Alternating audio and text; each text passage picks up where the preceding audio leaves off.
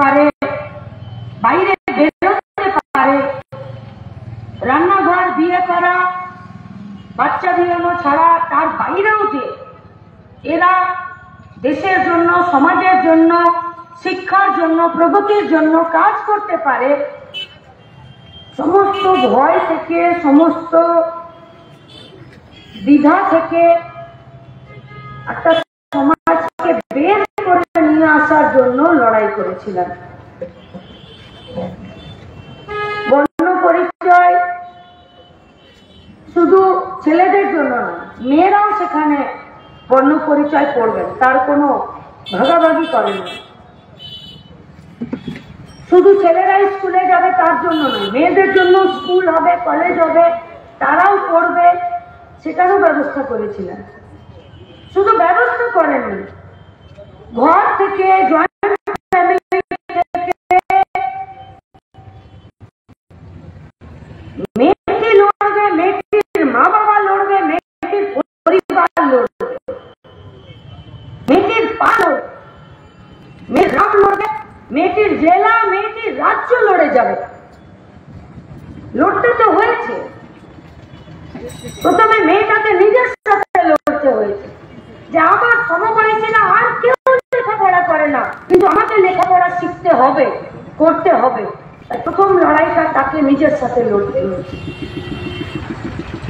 মা বাবাকেও লড়াই লড়তে হয়েছে, মাকে লড়তে হয়েছে, বাবার সাথে, বাবাকে লড়তে হয়েছে, সমাজে আর 5টা পরিবারে আর 5টা শাশুড়ি, খুন শাশুড়ি, যা, ননদ, তাদের সাথে। মেয়েটাকে উচ্ছন্নে পাঠিয়ে দিল, স্কুলে পাঠিয়ে দিল, মানসিকতার বিরুদ্ধে লড়তে হয়েছে। ছোটদের বিয়ে দিয়ে দিত, আটকাতে হয়েছে। কেন? শরীর সাথ দেয় না, মন সাথ দেয় না। ওই বাচ্চা মেয়েটার ওই শরীর, ওই মানসিকতা, ওই মাথা, তার বোধ বুদ্ধি বিচার সাথ দেয় না।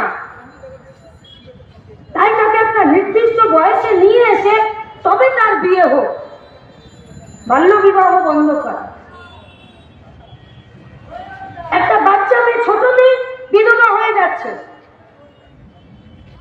তাকে সমাজের সমস্ত রং রস থেকে দূরে রাখা, অকেজ করে রাখা। তার মেধা, তার পরিশ্রম এই দেশ গঠনের জন্য, এই রাজ্য গঠনের জন্য কোনো কাজে লাগবে না, তাই তাকে আলাদা করে রাখো, লুকিয়ে রাখো, কোণে রাখো। বাচ্চা বিধবা মেয়েগুলো ফিরে বিয়ে দেওয়ার জন্য লড়াই করতে হয়েছে, আইন করতে হয়েছে।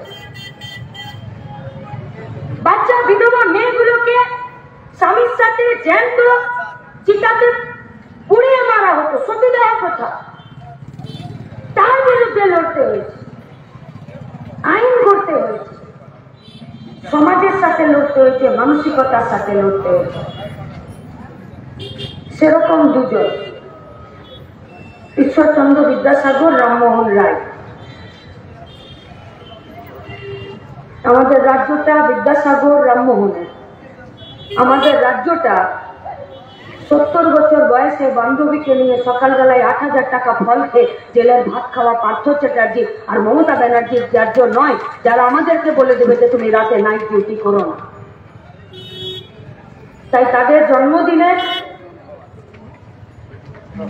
মেয়েদের মানুষ হিসাবে স্বাধীনতা এগিয়ে যাওয়ার জন্য, বেঁচে থাকার জন্য, রেপের মতন, শ্লীলতাহানির মতন এই বিকৃত মানসিকতার বিরুদ্ধে, এই পুরুষতান্ত্রিকতার বিরুদ্ধে, এই আধিপত্যবাদের বিরুদ্ধে, এই কর্তৃত্ববাদের বিরুদ্ধে আমরা আপনাদেরকে ডাকতে এসেছি। আসুন 26 তারিখ কলকাতার রাস্তায় গণজমায়েত।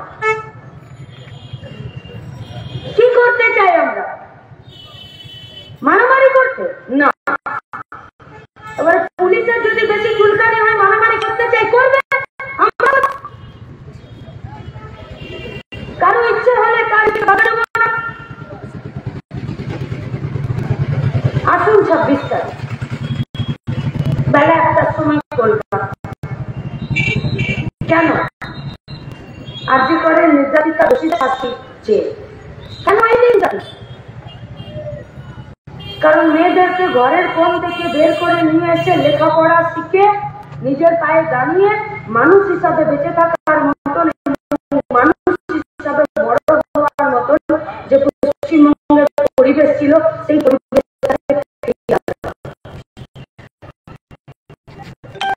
ঘটনা করে আমরা বাসায় নেমেছি।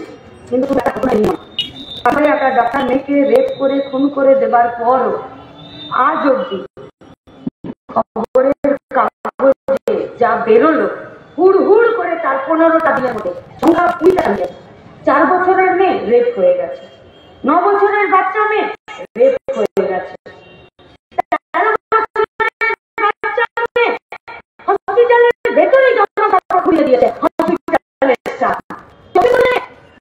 আমরা তো একটা শরীর রেলের পাশে পড়ে আছে, গৃহবধূ 38 বছর 40 বছর যৌনাঙ্গে বন্দুকের নয় ঢুকিয়ে দিয়েছে, 50 বছরে 4 জন মিলে মুখে কাপড় বেঁধে রেপ করে দিয়েছে।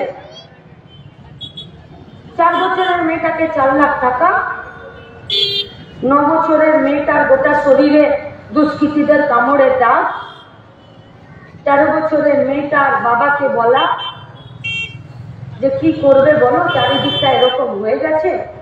24 বছরের মেয়েটার ডেড বডিটা তো বাড়ি গেলই না।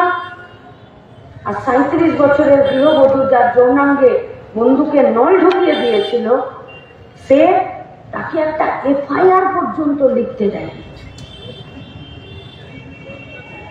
আর 47 বছরের যিনি ভদ্রমহিলা, তার তো হসপিটালের ভেতরেই ডাক্তার আর নার্সরা তার রেপের সমস্ত তথ্য প্রমাণ লোপাট করে